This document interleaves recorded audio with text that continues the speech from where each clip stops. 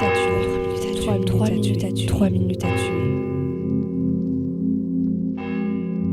3 minutes à tuer, le podcast qui vous plonge dans les affaires criminelles lorraines du 19e siècle. Saison 1, Coups et blessures. Épisode 1, Querelle de famille. 31 août 1869.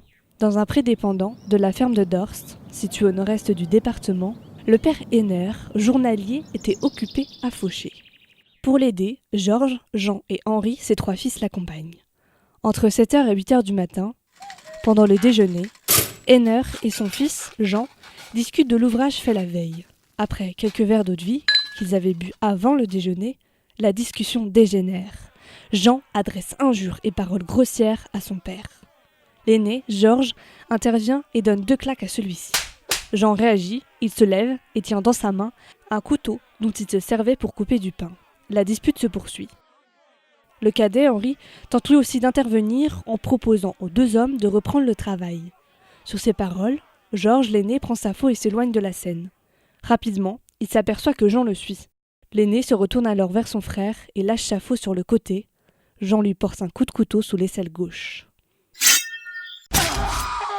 Touché, Georges est immédiatement transporté à son domicile pour recevoir des soins.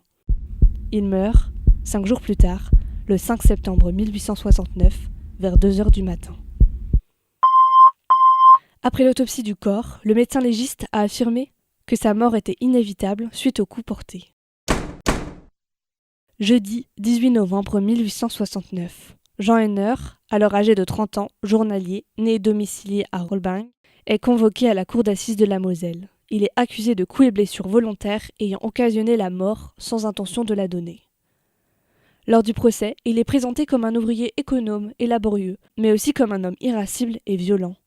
Tout en rappelant que le 12 mai 1864, il a été condamné par le tribunal correctionnel de Sarreguemines à 15 jours d'emprisonnement pour coups volontaires et destruction de clôture.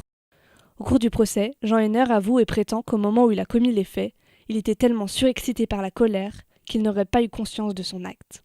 Suite à la plaidoirie de son avocat, M. Klein, l'accusé, Jean Henner, est déclaré non coupable et la Cour prononce l'acquittement.